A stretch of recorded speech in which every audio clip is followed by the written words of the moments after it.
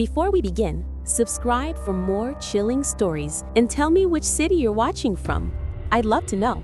In the crooked lanes of Eldridge Hollow, a forgotten hamlet nestled in the folds of Devonshire's ancient hills, where hedgerows twisted like forgotten spells and the air hung heavy with the scent of damp earth and wild thyme, young Eliza Blackwood first glimpsed the impossible. It was the summer of 1937, and Eliza, a slip of a girl with braids like raven wings and eyes wide as saucers, lived in a thatched cottage at the village's frayed edge, where the garden bled into bramble-choked woods that whispered secrets to the moon. Her mother, Clara, a seamstress with fingers nimble as spider legs, mended linens by candlelight, her face etched with lines from years of solitary toil since Eliza's father vanished into the Great War's maw, leaving only echoes in the empty chair. Eliza's days blurred in the rhythm of chores, fetching water from the mossy well, scattering feed for the hens that clucked like accusatory tongues. But nights belonged to dreams, where shadows danced on the ceiling like veiled intruders. That fateful evening, as twilight bled into ink, Clara tucked Eliza into her narrow bed, the lemons starched stiff against the girl's skin, and murmured a hasty prayer against the gathering dark. "Sleep sound, love, the saints watch over us." But Eliza, restless with the heat of a July uncommonly fierce, slipped from her covers and padded to the window, its warped panes fogged with her breath. The moon hung low, a bloated pearl slicing through scudding clouds, casting the yard in silver filigree, where dew-kissed grass gleamed like shattered glass. She pressed her nose to the cool wood, peering out, when a shape detached from the tree line. A silhouette, swift and unnatural, astride a besom broom that cut the air with silent fury. The figure was a woman, cloaked in rags that billowed like storm sails, her form elongated against the lunar glow, legs clamped to the handle as if fused by some profane will. She skimmed the garden's edge, low enough that Eliza caught the glint of eyes, twin coals burning with feral intent before the apparition banked sharply, vanishing into the wood's maw with a rustle like dry bones shifting. Eliza's heart stuttered, a small fist pounding against her ribs, and she stumbled back, breath hitching in shallow gasps, the room spinning as if the cottage itself tilted toward abyss. Guilt bloomed immediate and sharp. Had she imagined it? A child's fancy spun from bedtime tales of village crones and fairy rings? Or worse, had her wandering thoughts, her secret wishes for a father returned from the ether, invited this spectral jest?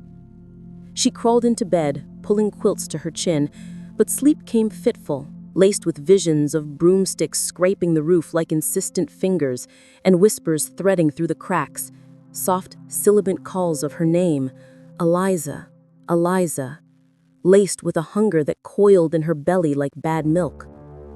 Dawn crept in reluctant, painting the walls in watery gray, and Eliza rose with shadows under her eyes, her braids askew, to find Clara already at the hearth, stirring porridge that steamed with false comfort. The girl said nothing of the night, swallowing the tale like a thorn, fearing her mother's weary dismissal, or worse, the flicker of belief that might shatter their fragile peace. The day unfolded in deceptive normalcy. Eliza trailed to the village green, where elderberries hung heavy on boughs, and children skipped ropes that slapped the dust like judgments. But unease clung to her, a second skin, making every rustle of leaves a pursuit, every cloud shadow a broom's fleeting arc. At midday, as she dawdled by the bakers, a woman approached, Miss Elowyn Thorne, the village herbalist, known for her poultices that healed what doctors could not, and rumors that spoke of midnight gatherings in the hollow's depths. Elowyn was a gaunt figure, her hair a wild tangle pinned with thorns, her smile stretching too wide over teeth stained by roots and regrets. "Little Eliza, pale as a ghost you are. Come, I've a treat, jamaid, fresh from the henhouse, laced with honey from the wild hives." She thrust a clay mug forward, steam curling like beckoning fingers, the liquid golden and frothy, promising warmth against the chill Eliza felt bone deep. Paranoia flickered. Those eyes, Weren't they the same coals from the moonlit yard? But her cheer was disarming, her voice a lilting song that drowned doubt. Eliza sipped, the sweetness cloying on her tongue, blooming into a false hearth in her chest, and thanked her with a curtsy that hid trembling knees. Elowen lingered, chatting of harvest fairs and lost trinkets, her gaze drifting to Eliza's window-framed cottage as if mapping unseen paths before melting into the crowd, with a wave that lingered too long. By eve, as swallows wheeled against the bruised sky, pain struck Eliza like a blade, abdominal cramps that twisted her guts into knots, fire lancing through her veins, doubling her over on the cottage floor. Clara found her there, curled fetal amid scattered pegs, sweat beading her brow like fever's dew, and panic etched the mother's face as she gathered her daughter close, rocking her through waves that peaked in whimpers. "What ails you, child? Speak it plain." But Eliza could only gasp of the drink, the sweetness turned to ash in memory. And Clara's eyes darkened, suspicion coiling like smoke. She bundled Eliza in shawls, half carrying her through twilight lanes to old Dr. Hargreaves, whose surgery squatted at the hollow's heart, its brass plate dulled by years of rain. The doctor, a stooped man with spectacles perched like wary owls, prodded gently, his frown deepening as Eliza retched into a basin, the bile tinged unnatural green. Adulterated, eyed wadger, belladonna traces, or worse, nightshade's kiss. Who gave this to her? Clara's voice cracked like dry twigs. Elowen Thorne, with her helpful airs. Hargreaves nodded grim, prescribing charcoal drafts and bed rest, his whisper to Clara carrying on the still air. "Mind the thresholds, lass. Eldridge harbors old grudges." Back home, under quilts heavy as guilt, Eliza drifted in delirium, visions assaulting her, Elowen's face superimposed on the broom rider, cackling as roots burrowed into Eliza's skin, pulling her downward into earth that pulsed with buried screams. Paranoia festered. Had she earned this? Her secret envy of playmates with fathers whole and present, a sin that summons spite? Clara watched through the night, her sewing idle, eyes scanning windows for shapes that defied the stars, while whispers seeped from the walls, faint at first, then insistent, Eliza's name twisted into pleas or threats, mingling with the wind's low moan. Dawn blurred into a haze of recovery, the pain ebbing to dull ache, but trust fractured like the mug shattered in the hearth's glow. Villagers nodded wary as Clara passed, their glances laden with unspoken lore of Elowen's lineage. Descended from trial-ised witches, they murmured, who bartered favors for souls under harvest moons. Eliza, abed still, traced patterns on the ceiling, seeing besoms in the plaster cracks, her mind a labyrinth of what-ifs. Had the flight been omen or invitation? Her sip a pact sealed unwittingly? Guilt gnawed deeper, a psychological rot, convincing her that her family's isolation, Clara's stern solitude, her own quiet rebellions had painted a target on their door. One afternoon, as sunlight slanted golden through panes, a knock echoed, sharp, imperious. Clara opened to Elowen, basket brimming with apples red as accusations, her smile unwavering. Heard the weenus poorly, brought a remedy. Cider, pressed pure. But her eyes fixed on Clara, probing. Is the girl, daughter to that wanderer, Blackwood, the soldier, the one who never wrote home? Her jaw set, a wall of silence. No, she's mine alone.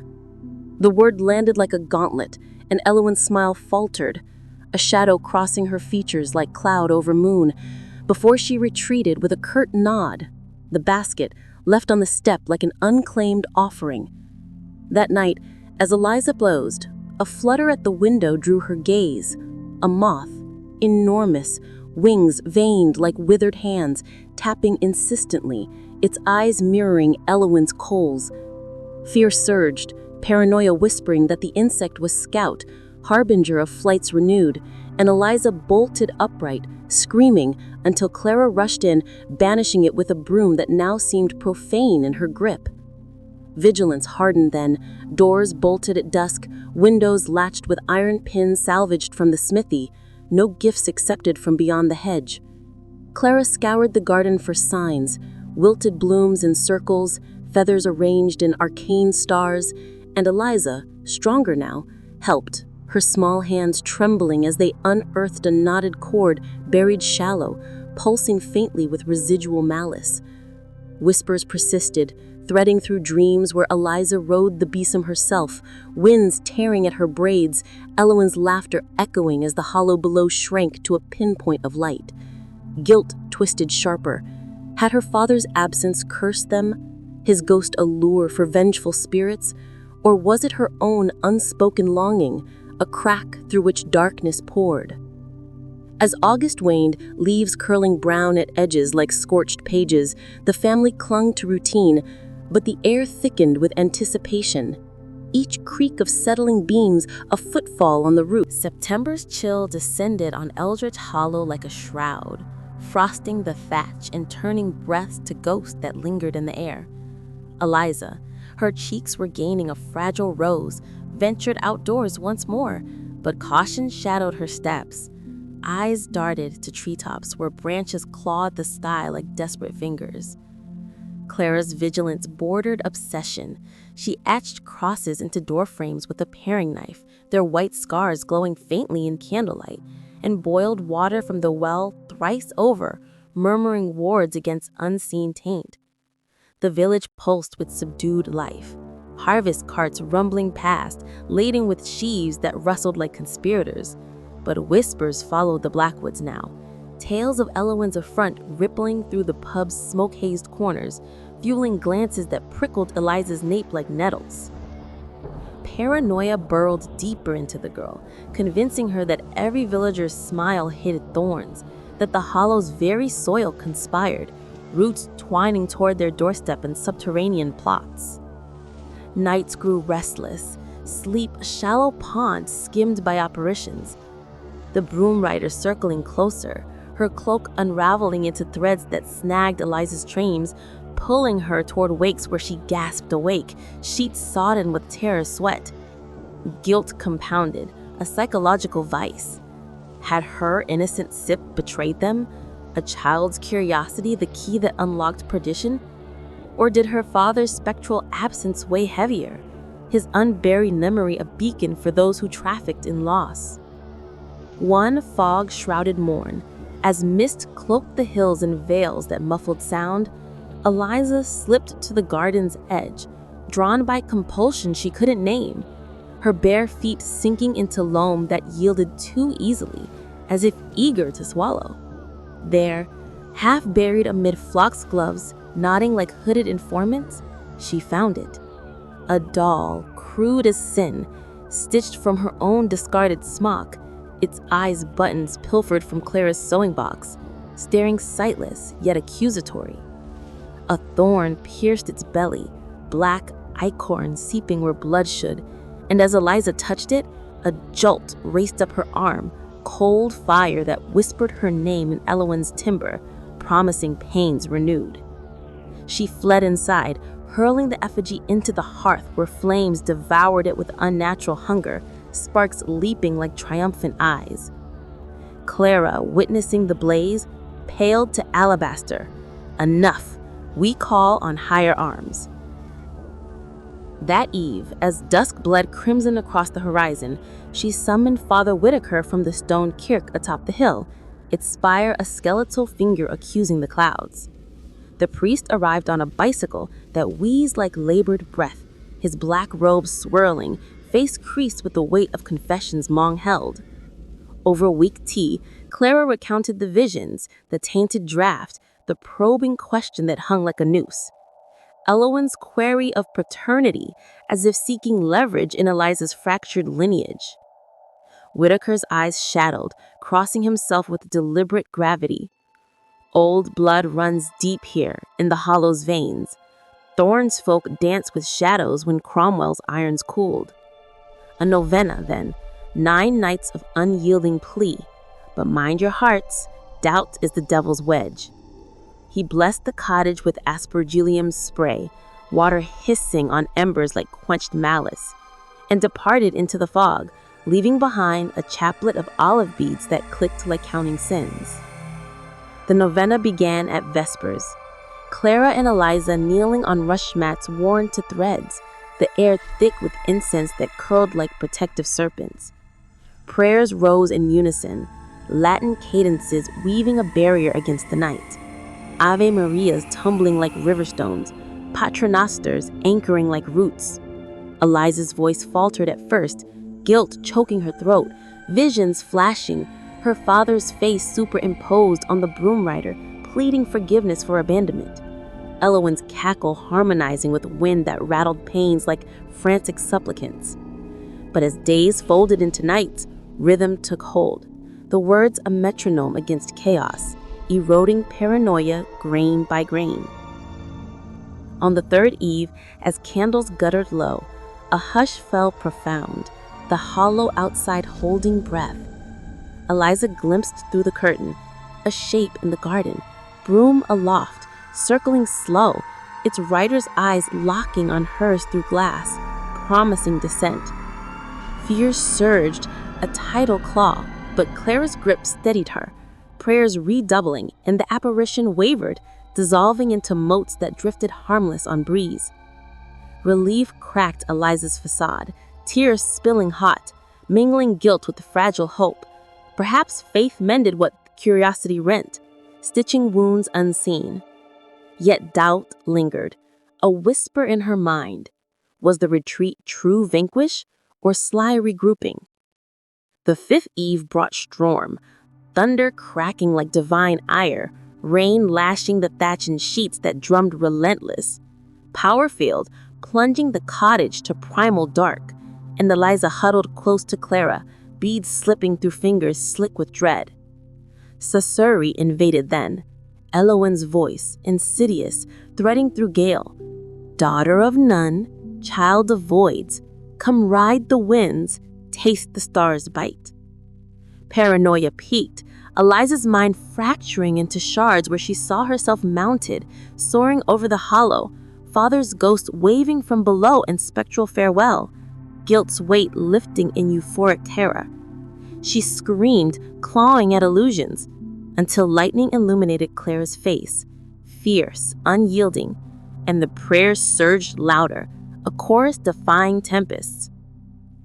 Dawn broke sodden, the storm's fury spent, and with it came quietude, the whispers silenced as if drowned. By the novena's close on the ninth night, under a sky pricked with indifferent stars, Eliza felt the shift, a lightness in her chest, paranoia uncoiling like shed skin, leaving vulnerability raw but untainted. Elowen passed the cottage next morn, gaze sliding away as if scorched. Her steps hurried toward the woods where brooms might wait unused. The doll's ashes, scattered to winds, carried no echo, and the garden bloomed defiant, foxgloves upright as sentinels. Yet in quiet moments, Eliza pondered the cost, her innocence scarred, a wariness etched eternal, guilt transmuted to wisdom's quiet ache. The hollow slumbered on, its secrets buried deeper. But Eliza knew the veil thinned eternal, broomsticks ever poised in moonshadows, waiting for doubt's return. Clara, sensing the girl's reverie, drew her close by the hearth, beads still warm in palm. We've got light enough, love. Hold to it. And in that embrace, against the world's veiled hungers, Eliza found anchor, though echoes of flight lingered in dreams, soft as besom bristles on soul's edge.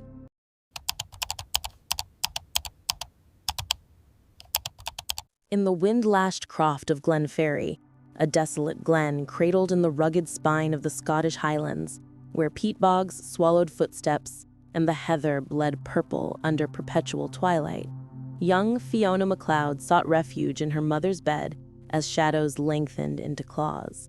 It was the autumn of 1948, and Fiona, a willowy lass of 19 with hair like burnished copper and eyes shadowed by unspoken burdens, had taken to these nocturnal migrations weeks prior, driven by a fear that coiled in her gut like fog rolling off Loch Morven. The croft squatted low against the hillside, its turf roof matted with moss that wept in the rain, walls of rough stone mortared with secrets from generations who tilled the unforgiving earth. Agnes MacLeod, her mother, a widow etched by frost and loss, welcomed the intrusion with weary grace, her quilts patched from Agnes's own wedding linens, now frayed as memory. Fiona's father had perished in a blizzard 5 winters past, his body never found, swallowed by the glen like so many before, leaving a void that echoed in the empty hearth and the girl's restless dreams. By day, Fiona toiled in the weaving shed, her loom clacking like accusatory bones, crafting tartans that villagers bartered for salt and meal. But night unraveled her, threads of paranoia pulling tight, whispers in the wind that mimicked her father's voice, calling her name with a reproach that twisted guilt into knots. Had she not argued that fateful morn, her sharp words the last he heard before venturing into the whiteout? The blame festered, a psychological scar that made every creak of the croft a judgment, every gust a sigh of the departed. Agnes dismissed it as grief's ghost, brewing heather tea strong as iron to steady her daughter's hands, but Fiona felt the glen's malice deeper, as if the land itself remembered slights and hungered for reckoning.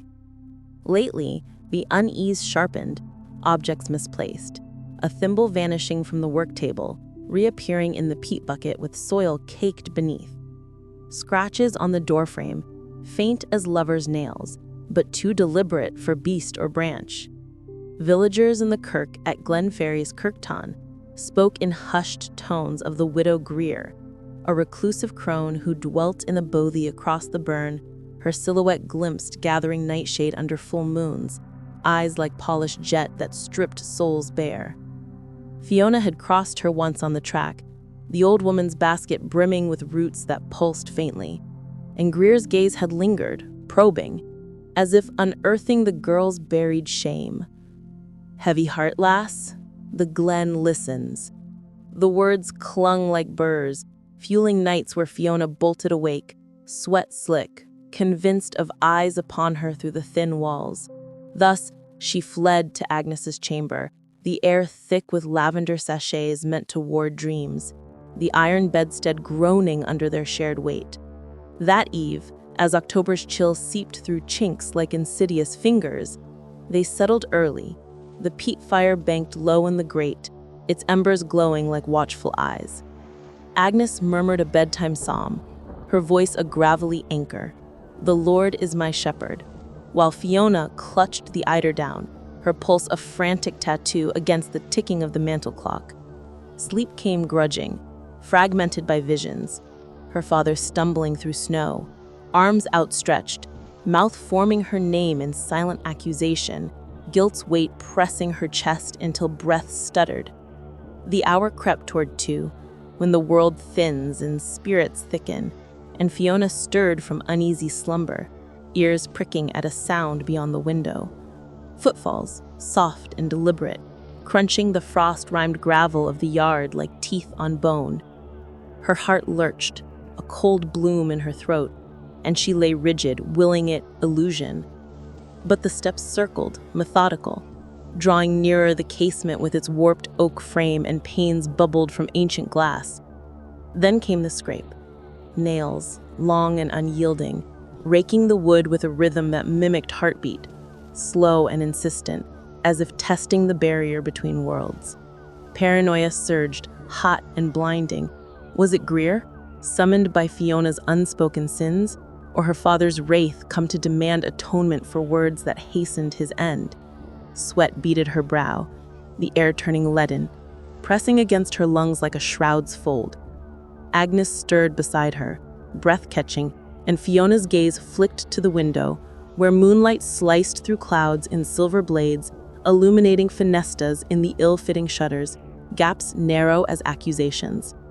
Through one, a sliver of night revealed itself, and there, pressed flush to the glass, materialized a face, pale as chalk, features elongated in the distortion, wrapped in a kerchief dark as congealed blood, that shrouded all but those eyes, bottomless voids that drank the light, fixed on Fiona with a hunger that peeled back her soul.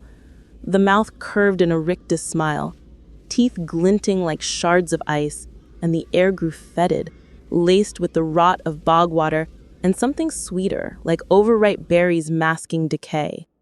Fiona's skin erupted in gooseflesh, every hair erect as if stroked by grave wind, and a whimper escaped her lips, raw and involuntary. Guilt crashed then, a wave of self-reproach. Had her neglect, her failure to light the vigil candle on his anniversary, birthed this apparition, a manifestation of remorse twisted into flesh? Agnes bolted upright, her hand clamping Fiona's wrist like a vice, eyes wide in the gloom. "Hush, girl, it's the devil's hour." But the face held, unblinking, nostrils flaring as if scenting fear, and the scratching resumed, nails etching patterns that Fiona swore formed her initials, a brand of ownership. Paranoia clawed higher, visions assailing, the figure slipping through the pane like smoke, fingers elongating to trace her throat, whispering litanies of blame. "Your words killed him, lass. Your pride the storm that took him." Agnes's voice shattered the paralysis, rising in fervent prayer, words tumbling like stones into abyss. "Our Father who art in heaven."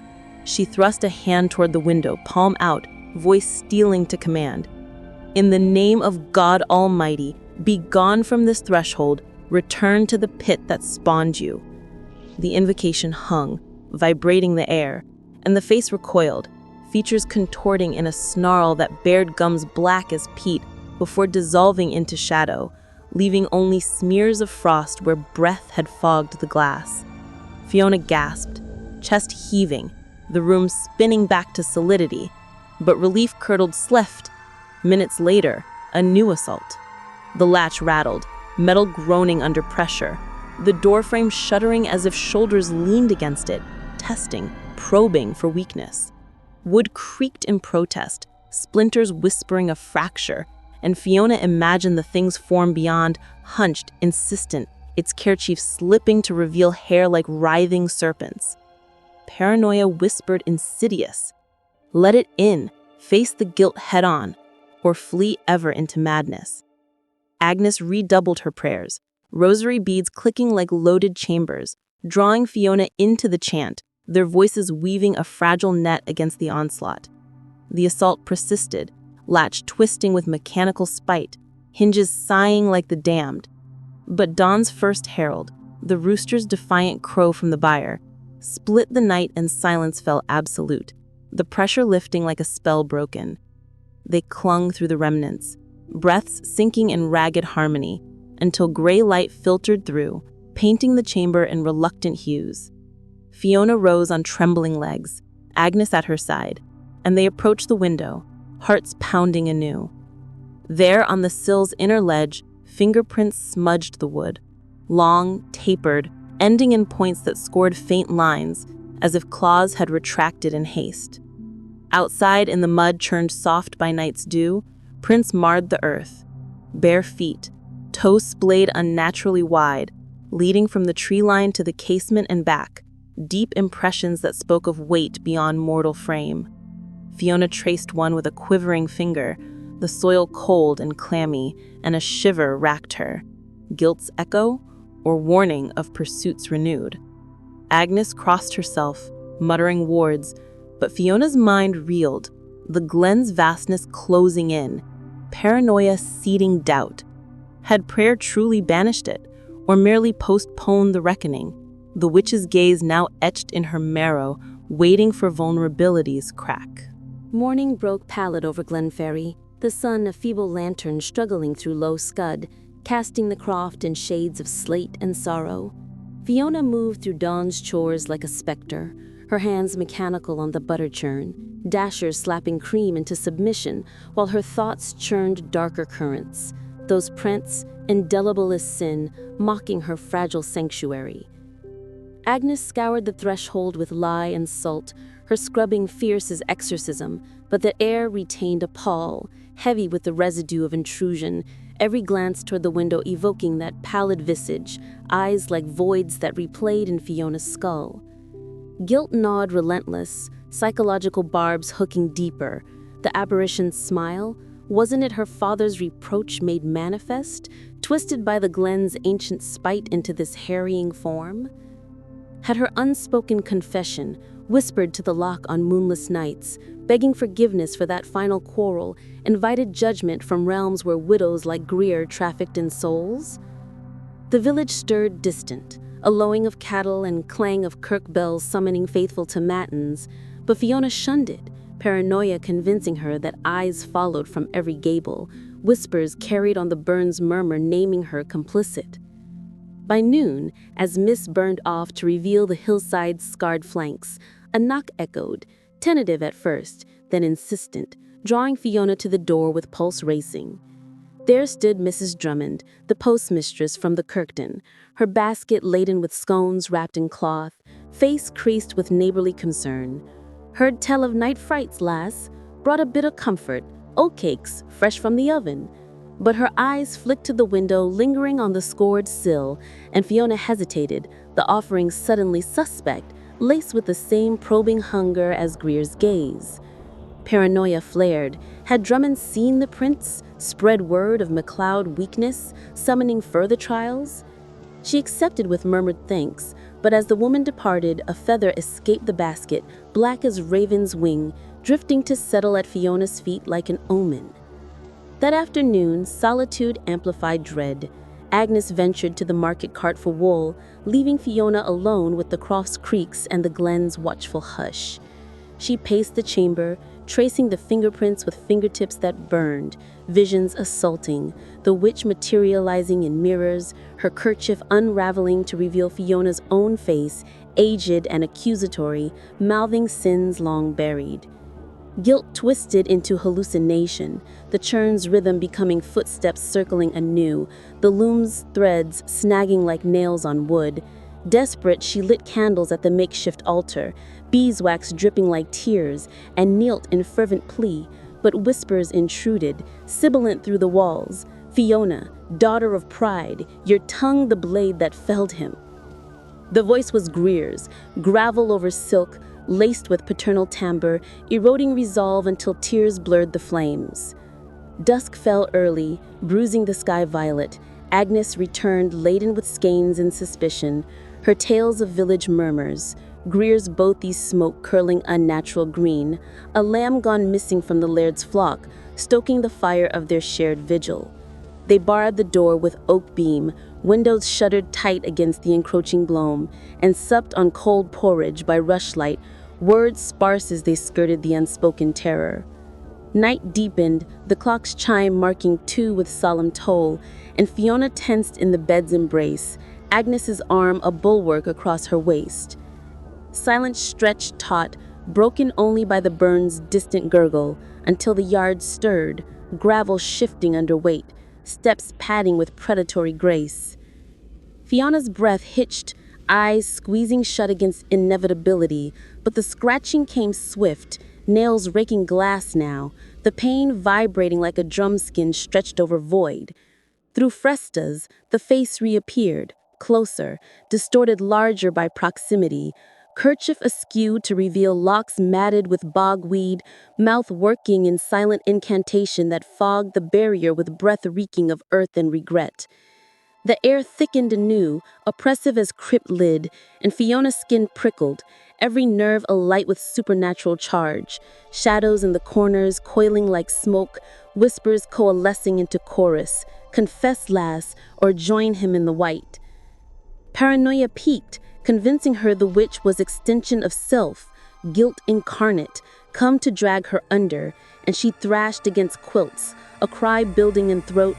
Agnes woke fierce, seizing the rosary from nightstand, beads scattering like spilled sins as she rose to confront. "Begone, foul thing! By Christ's blood and Mary's veil, depart this house!"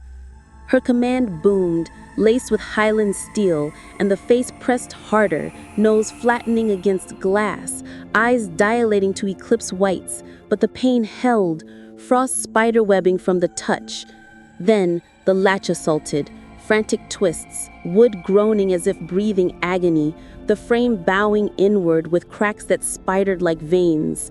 Fiona joined the prayer, voices entwining in desperate litany, Hail Marys tumbling frantic, paternosers anchoring fury, while outside the assault raged, a low keen threading through, wordless yet laden with plea, forgive or be unforgiven.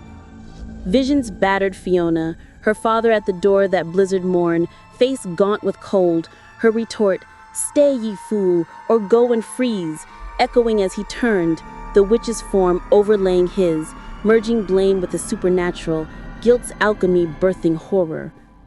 The beams shuddered, dust sifting from rafters like grave soil, and for a heartbeat, the door gaped a sliver, cold air rushing in, carrying the crone's scent of decay and desire.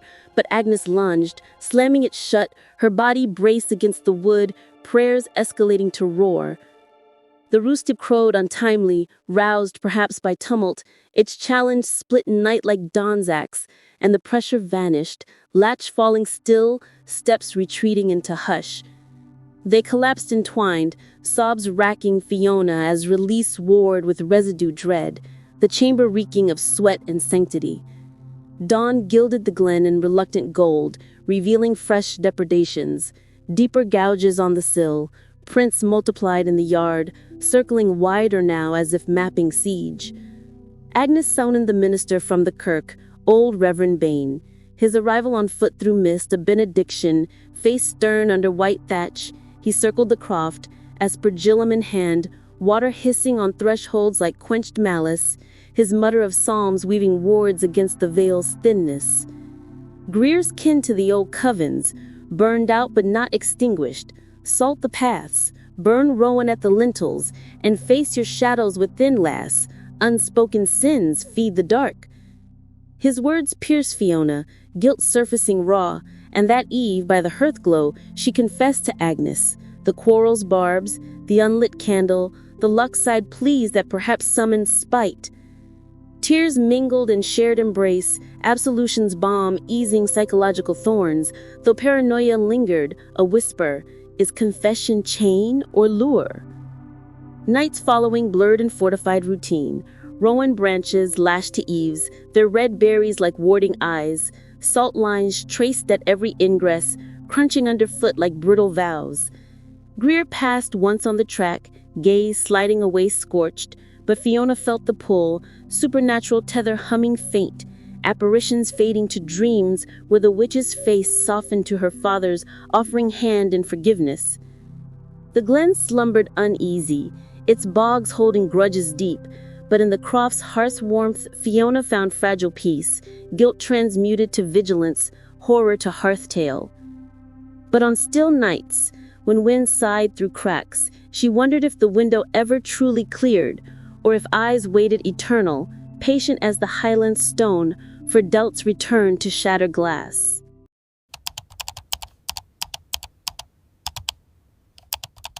In the deepening chill of Glenferrie's endless autumn, where the highlands mists wove tapestries of deceit over the glen, and the burn murmured ceaseless confessions to the unyielding stone, Fiona MacLeod's fragile truce with the night frayed like heather in frost. Weeks had passed since the window's siege. The fingerprints faded to ghosts on the sill, yet the croft bore scars invisible, cracks in Fiona's sleep where dreams bled into waking, paranoia a constant companion that shadowed her steps like a second self. Agnes, her mother, moved with renewed purpose, etching protective runes into the lintels with chalk from the kirk's charnel. Her prayers now a nightly ritual that filled the air with Latin's sharp edges. But Fiona felt the weight heavier, guilt's anchor dragging her toward depths where the witch's eyes gleamed eternal. The apparition's pallor haunted her daylight hours. While tending the kale yard, uprooting neeps that twisted in her grip like accusing fingers, she glimpsed reflections in rain barrels, elongated faces pressed close, kerchiefed and knowing, vanishing when she blinked, leaving ripples that mocked her sanity. Had her confession to Agnes truly absolved or merely stirred the pot, inviting deeper incursions from realms where unspoken regrets fermented into malice? Villagers shunned, subtler now, their Kirkside nods laced with pity, whispers of MacLeod madness rippling like the Burns current. Greer's doing, they murmured, her bothy a nexus for spirits snared in the glen's peat-veined heart. Fiona avoided the track that skirted the widow's domain, but once, compelled by a pull she named curiosity, yet knew as dread, she paused at the burn's edge, water black as ink under overcast skies. There, on the far bank, Greer knelt, her form hunched over a hollowed stone, grinding herbs that released a scent of bruised earth and forgotten oaths. Her gaze lifted slow to meet Fiona's across the divide.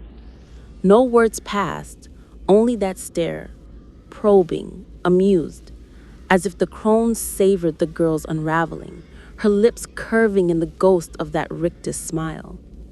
Fiona fled then, heart slamming like a trapped bird, the encounter seeding fresh paranoia.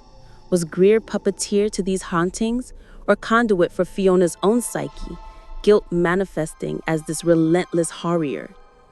Evenings brought no respite. The croft's hearth, once a bastion of warmth, now flickered with shadows that elongated unnaturally, pooling in corners like spilled ink seeking form. Agnes brewed rowanberry cordial, its tart bite meant to fortify, but Fiona sipped warily, memories of tainted draughts from village lore twisting every swallow into suspicion. Sleep eluded her, the iron bedstead a rack where limbs grew leaden, quilts pressing like the grave's first embrace. She took to pacing the chamber after Agnes retired, candle in hand, casting jittery light that birthed phantoms from the weave of tartan drapes, hands emerging from folds, beckoning with nails like thorns. Guilt whispered insidious refrains. Your pride slew him last, your silence chains him still. The witch is but mirrored to your sin, unyielding till you yield. One gloaming as peat smoke curled lazy from the chimney, a parcel arrived unbidden, delivered by a lad from the post who bolted without word. His eyes wide with unvoiced warning.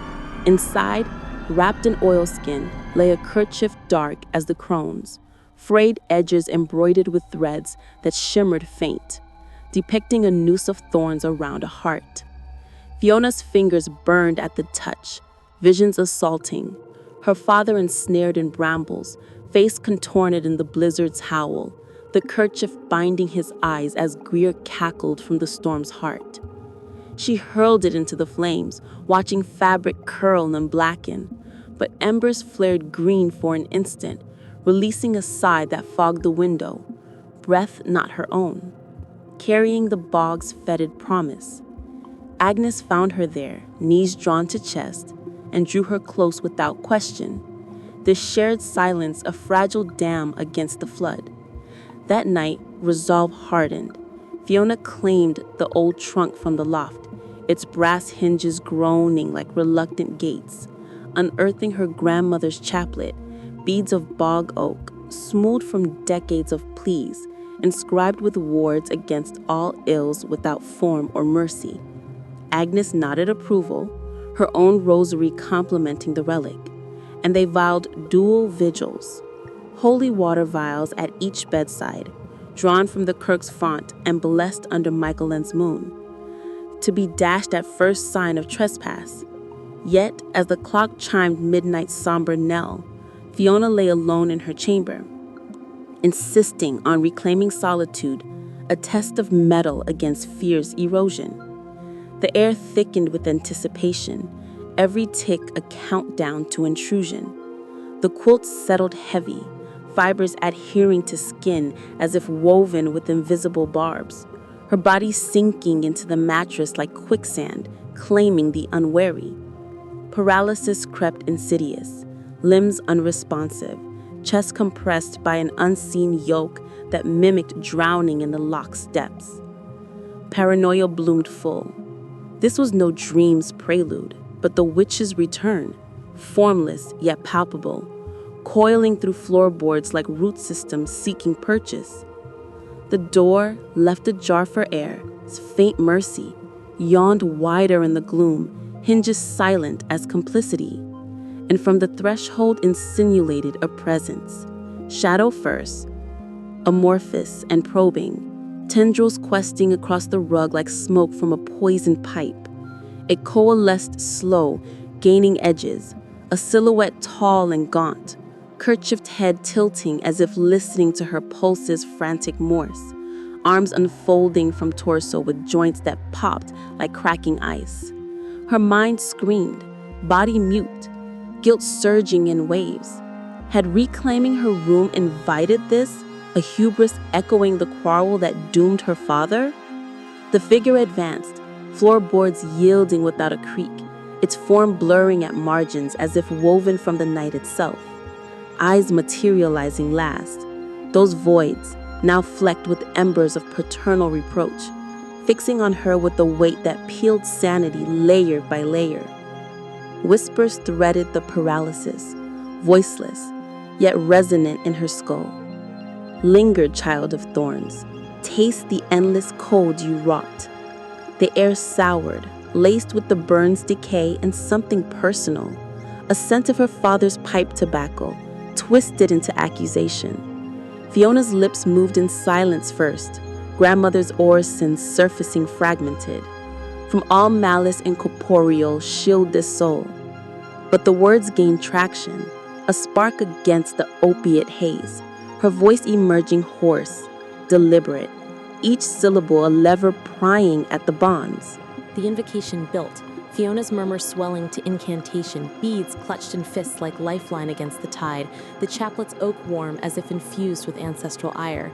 Against every shadow without substance, every grudge unbound by flesh, I call the light eternal.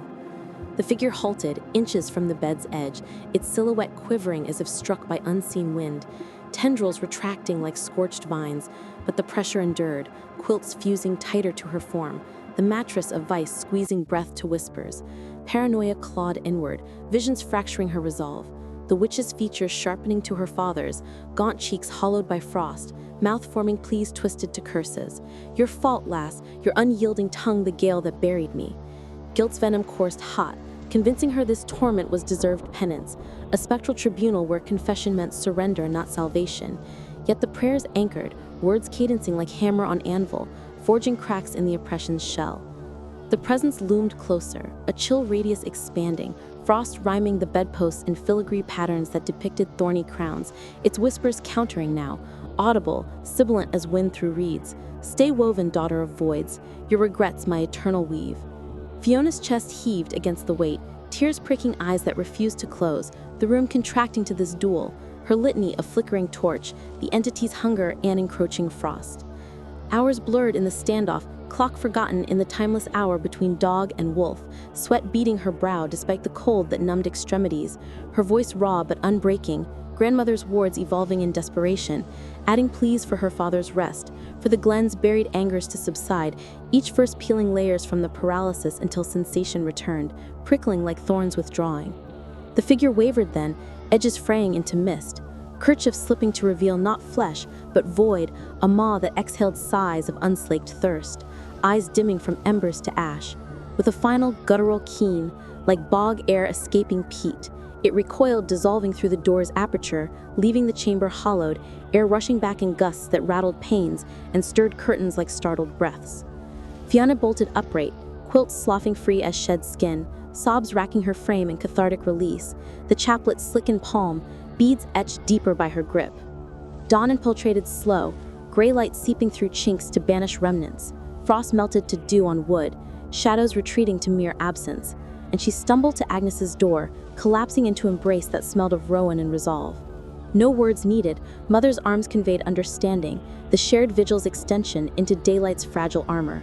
That morn they ventured to the kirk under sky's bruised lavender, Reverend Bain awaiting with aspergillum poised, his blessing a cascade over thresholds that hissed like quenched malice.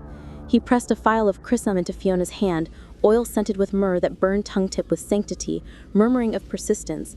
The formless cling where doubt festers, lass, anoint nightly, pray with fire unquenched. Returning, they fortified anew. Holy water fonts at every sill, sourced from the kirk's sacred spring, its surface shimmering with captured moonlight. Rowan switches lashed to bedposts, berries clustered like vigilant eyes. Fiona claimed the routine as talisman, sprinkling droplets before extinguishing candles, her orisons now prelude to slumber. Voice steady as the burns flow. Ward this rest from ills unseen, bind the night to mercy's seam. Paranoia lingered, a low hum in quiet moments, glimpses of kerchief shapes in peripheral mist, whispers feigning her father's timber during solitary chores. But the ritual's blunted edges, guilt transmuting from blade to scar, a reminder rather than rend. Weeks wove onward, Glenferrie's winter mantling the glen in white veils that muffled secrets, the croft a beacon of etched wards glowing faint in hearthlight. Greer vanished from sightings, her bodie smoke curling no more, as if the crone's conduit severed by Fiona's unyielding pleas. Yet doubt's seeds sprouted subtle. On still eves, when wind lulled to hush, Fiona felt the pull, a faint adhesion at mattress's hem, as if the entity tested bonds, waiting for lapse. One twilight, scouring the Cayley yard for late leaks, she unearthed a root twisted unnatural, shaped like a hand clutching beads, soil parting reluctant as if loath to yield. She dashed it with holy water, watching it wither to dust on tongue of flame, but the fine stirred vigilance sharper, prayers evolving to include gratitude for the croft's unbreached walls, for Agnes's unswerving faith, for the father's spirit perhaps freed in her endurance. Villagers noted the change, their wariness softening to nods of respect, tales shifting from madness to martyrdom, the McClaried lass who stared down the formless. In solitude by the burn, Fiona dipped her fingers into current, feeling its cold kiss has been addiction, paranoia ebbing to wary wisdom. The witch's departure no victory absolute, but truth's hard won, sustained by nightly rite. As Yule approached, snow blanketing the glen in pristine deceit, Fiona lay abed, file at lips, words flowing deliberate into dark. From persistence without end, grant this soul the grace to mend. Sleep claimed her gentle then, dreams untroubled by voids, though in the heart's dying glow, ember shape fleeting, a critchage unfurling, then ash. The highlands slumbered deep, grudges interred under ice, but Fiona knew the vigil eternal, her sustenance the water's purity and prayer's unbreaking thread, against the night that ever circled, patient as stones slow crumble.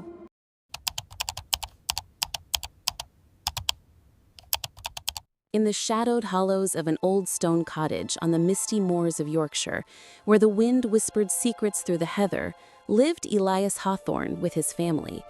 The year was 1952, and Elias, a stirred blacksmith with calloused hands and a beard like tangled brambles, had inherited the place from his late father. The cottage squatted at the edge of Blackmore Village, its thatched roof sagging under perpetual damp, and its walls etched with cracks that seemed to breathe in the fog. Elias's wife, Margaret, tended the hearth with quiet devotion, her rosary beads clicking like distant bones in the evenings. Their son, young Tommy, wide-eyed and curious, chased shadows in the yard, while Elias hammered iron by day, forging plowshares that gleamed against the gloom. But peace in that forsaken corner was fragile, for they shared the sprawling grounds with widow Hargrove, a withered crone who dwelled in the adjoining barn, its timbers warped and groaning like a beast in pain. Folks in the village crossed themselves when her name passed their lips, murmuring of midnight chants and eyes that pierced the veil between worlds. Elias dismissed such talk as moorland superstition, but Margaret, devout as the kirk bells, felt the chill of unseen eyes upon her prayers. Each Sunday, after Mass in the gray spire of St. Alden's, she lit candles for the departed souls, their flames dancing like lost spirits on the mantle. Widow Hargrove, with her skin like crumpled parchment and fingers like twisted roots, would slink by in the gloaming, snuffing the wicks with a breath that carried the scent of grave soil, or sweeping the melted stubs into the peat fire with a cackle that echoed too long. "Wasted light for wasted dead," she'd rasp, her voice a rasp of dry leaves. Elias warned her once, his hammer still hot in his grip, but she only fixed him with those milky eyes, unblinking, and the air grew thick, pressing against his chest like an unseen hand. Tension simmered like stew in the pot, bubbling over in petty sabotage. Margaret's laundry twisted on the line into mocking shapes, or Tommy's wooden toys splintered overnight, their carvings leering with unfamiliar faces.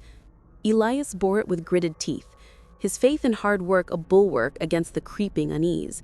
But doubt gnawed at him in the quiet hours, when the cottage creaked and the moors outside seemed to lean in, listening. One autumn eve, as the harvest moon bled orange across the sky, Elias trudged home from the forge, his shoulders bowed under the weight of anvil echoes.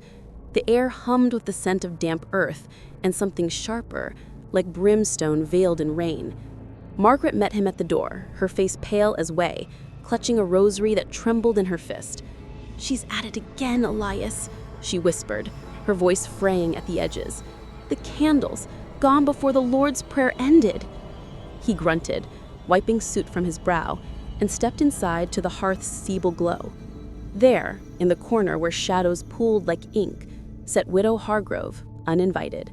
Her shawl draped like raven wings, a tin cup of his ale clutched in her claw. "Evening, Smithy," she crooned, lips curling over yellowed teeth. "Your iron bends easy these days. Needs a firmer hand, don't it?" Elias's jaw tightened, the room shrinking around her words, but he poured himself a draught and sat, the fire spitting embers that died too quick. Tommy peeked from the stairs, his small face a mask of wide-eyed fear, but Elias waved him off, determined to end this feud with words, not blows. As the crone sipped, her gaze drifted to the window, where the family goat, Bess, grazed in the paddock under the moon's sickly light. Bess was Margaret's pride, a sturdy creature with horns like crescent moons, providing milk that warmed their porridge through the bitter winters. "Fine beast," Hargrove murmured, her voice dropping to a thread. "Full of life, ain't she? But life's a fickle thing." Elias felt a prickle at his nape, the hairs rising as if stroked by frost, but he forced a laugh, coarse and hollow. The conversation turned to village gossip, the miller's failing crops, the parson's sudden cough, but her eyes never left the goat, gleaming with a hunger that twisted Elias's gut. When she rose at last, her shadow stretching long across the flagstones like a noose, she paused at the door, turning with a smile that split her face unnaturally wide. "Sleep sound, Smithy. Dreams come easy to the weary." The latch pricked shut and the wind howled in her wake, rattling the panes like frantic fingers. That night, Elias lay awake, the mattress lumpy beneath him, listening to the cottage settle into uneasy silence. Margaret's breathing came shallow beside him, punctuated by murmured aves, while Tommy's snores drifted from the loft like a child's fragile ward. But sleep evaded Elias, his mind replaying the crone's gaze, those eyes like bottomless wells pulling at his resolve. Outside, the moors murmured, a low susurrus that mimicked words, half-formed pleas or curses, he couldn't tell. Dawn crept in gray and reluctant, painting the room in shades of ash. Elias rose with the ache of unrest in his bones, pulling on his boots with hands that felt heavier than the iron he wrought. In the paddock, Bess stood as ever, her flanks steaming in the chill. But something was amiss. Her ears twitched at nothing, and when he approached, she shied away, eyes rolling white with unplaced terror. Called from the kitchen, her voice laced with fresh worry. "Elias, the milk. It's curdled again, third morn running." He milked Bess anyway, the pail filling with a liquid that smelled faintly of rot. And as he straightened, a figure flitted at the barn's edge. Hargrove, watching, her silhouette blending with the gloom. Rage flickered in him then, hot and unbidden, but he swallowed it, turning back to the cottage where safety lay in routine. Yet, as the day wore on, hammering sparks into submission at the forge, Elias's thoughts circled like Bess in her pen, restless and tightening. Whispers from the village lads reached him at noon, carried on the wind. The widow's latest spite, a neighbor's cow gone lame after crossing her path, its bellows twisting into screams that woke the dead. He shook it off, focusing on the anvil's ring, but the emmer resisted, bending wrong under his strikes, as if mocking his doubt. By dusk, the sky bruised purple, and Elias trudged home once more, the weight of unspoken fears pressing like a yoke. Margaret had barred the door early, her candles relit and blessed with holy water from the kirk. Tommy huddled by the fire, carving a stick into a cross with trembling hands. "Pa, did you hear it last night, out by the barn? Like voices, but not." I ruffled his hair, forcing steadiness into my voice. "Just the wind, lad. Moors play tricks." But as they supped on thin stew, the air grew thick, charged with an electric hush. A knock rattled the door, 3 sharp raps, deliberate as a heartbeat. Margaret froze, spoon midway to her lips, while Elias rose, his chair scraping like a warning. Through the peep, he saw her, Hargrove, shrouded in mist, a bundle clutched under her arm. "Forgot-me evening shat, Smithy?" Her voice slithered through the wood, oily and insistent. He unchained the latch, stepping out into the cold embrace of night, the door clicking shut behind him. The crone stood too close, her breath fogging the air between them, carrying that same grave scent. "Your family's pious, ain't they? Candles and crosses, but faith's a thin veil over fear." Elias's fists clenched, the blacksmith's strength surging, but her eyes locked at his eyes, pupils dilating like black holes, and suddenly the moors spun, the stars wheeling overhead in frantic dance. He staggered, vision blurring, and in that haze, he glimpsed Bess in the paddock, frozen, rigid as stone, her body arched in silent agony. "What have you done?" he growled, but his voice emerged weak, a whisper lost in the wind. The crone leaned in, her lips brushing his ear. "Nothing yet, Smithy, but the night's young." She slipped away then, melting into the fog like smoke, leaving Elias alone with the pounding of his heart and the echo of her laugh, sharp as shattered glass. He rushed to the paddock, Margaret's cries spilling from the cottage like a dam breaking. Bess lay there, not dead, but transfixed, her eyes bulging in perpetual terror, foam flecking her muzzle as if she'd run a marathon in her sleep. Elias touched her flank, cold, unyielding, and a wave of nausea crashed over him, guilt twisting like a knife for ignoring the signs, for letting doubt fester into this horror. The family gathered around the stricken beast, under the moon's indifferent gaze, prayers tumbling from Margaret's lips in frantic Latin, while Tommy wept silent tears that soaked his collar. Elias stood vigil through the endless night, hammer forgotten in the forge, his world narrowing to the crone's shadow and the goat's glassy stare, wondering what price faith exacted when darkness whispered at the door. Dawn broke sullen over Blackmoor, the sun a pale disk struggling through veils of mist that clung to the moors like reluctant ghosts. Elias hadn't slept, his eyes burning hollows in his face as he watched Bess through the paling hours, her body a rigid effigy in the paddock mud. Margaret moved like a specter in the cottage, brewing nettle tea with hands that shook, her rosary now a constant loop around her wrist, beads worn smooth from endless pleas. Tommy refused breakfast, his small frame curled by the hearth, whispering to an imaginary guardian that only he could see. The village stirred awake with the creak of carts and lowing cattle, but Blackmoor kept its distance, as if the hawthorn affliction were a plague to shun. Elias, fueled by a simmering fury laced with dread, marched to the kirk at first light, pounding the heavy oak door until Father Donnelly's bleary face appeared in the slit. "Elias, man, what's this clamor?" the priest rasped, his cassock askew. Elias spilled it all in a torrent, the crone's spite, the goat's torment, the shadows that now seemed to writhe in every corner of his home.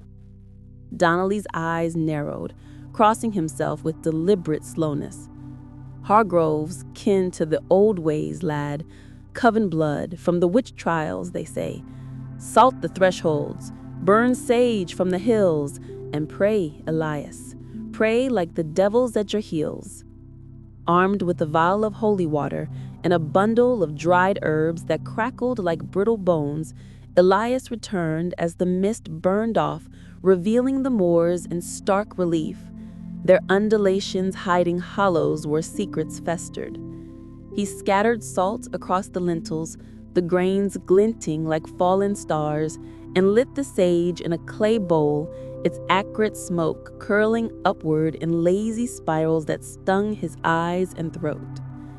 Margaret joined him, her voice rising in a litany that filled the cottage with defiant light, while Tommy sprinkled water on the windows, his chants a childish echo of hers. For a moment, fragile as eggshell, calm descended, the air lighter, the shadows retreating to mere absence. Bess stirred faintly in her pen, a twitch of ear that sparked hope in Elias's chest, a crack in the armor of his fear.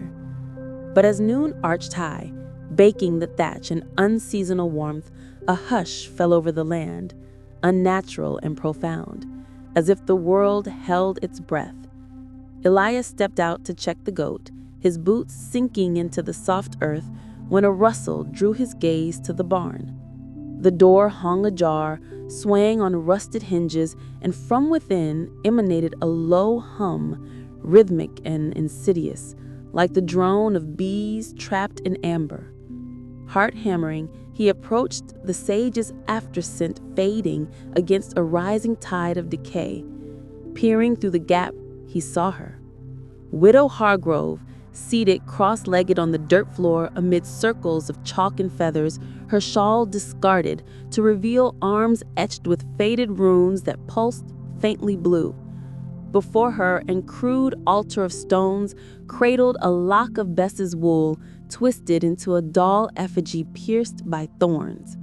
She chanted, words slithering from her throat in a tongue that twisted Elias's mind, syllables that evoked crumbling towers and forgotten gods, pulling at the threads of his sanity. Panic surged, hot and blinding, and he burst in, scattering the circle with a boot, holy water vial shattering against the stones in a hiss of steam. Hargrove's head snapped up, her eyes now clear and feral, no milky veil locking onto his with the force that rooted him in place. "Fools, Smithy," she hissed, rising fluid as smoke, her form seeming to elongate, shadows coiling around her like serpents. "Your meddling wakes what should sleep." The air thickened, pressing against Elias's lungs, and visions assailed him, his forge ablaze, flames licking faces that screamed his name, Margaret withered to bones on the marriage bed, rosary beads spilling like blood. Tommy's body twisted in the paddock, horns sprouting from his brow. Guilt crashed over him, a tidal wave of what-ifs. Had his pride invited this? His dismissal of warnings, a door left ajar for darkness. He staggered back, gasping, as Hargrove advanced, her fingers extending into claws that scraped the air inches from his throat. But then, a cry pierced the haze, Margaret's voice, sharp and unyielding, calling saints from the cottage threshold. The crone faltered, a snarl twisting her features, and Elias broke free, bolting into the yard where sunlight now pierced the gloom like judgment. He slammed the barn door, barring it with the beam that trembled under unseen blows from within, the hum rising to a wail that set his teeth on edge.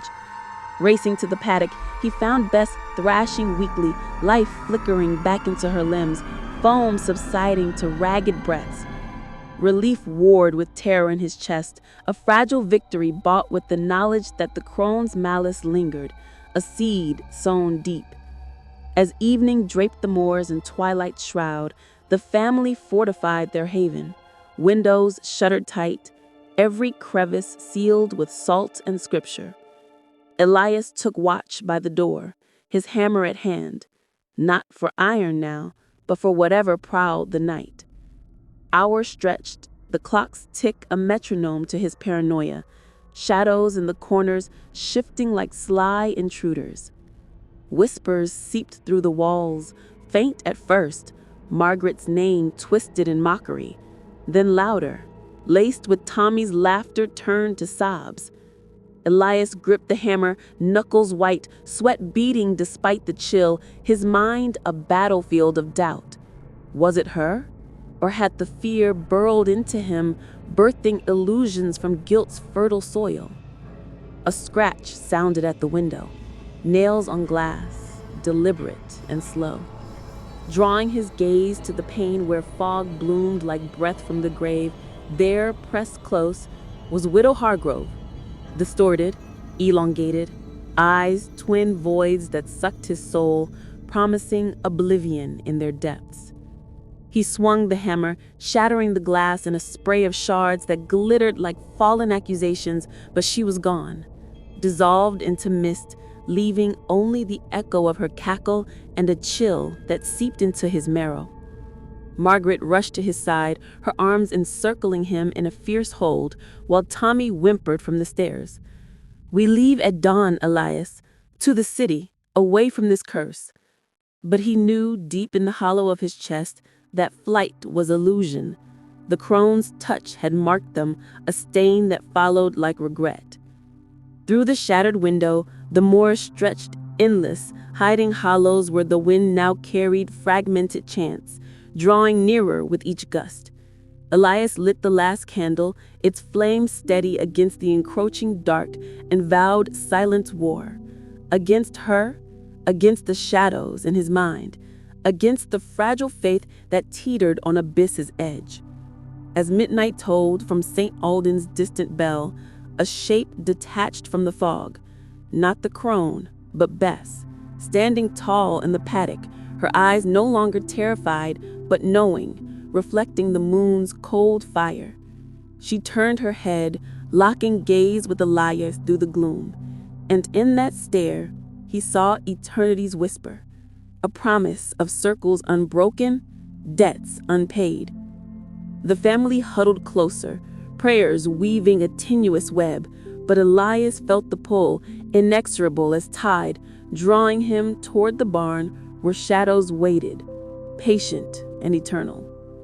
And in the heart of that night, as guilt coiled tighter and whispers became screams in his skull, he wondered if salvation lay in flight or surrender, or if the true horror was the slow unraveling of self, thread by thread, until only echoes remained in the moorland wind. Don't forget to subscribe to the channel for more terrifying stories.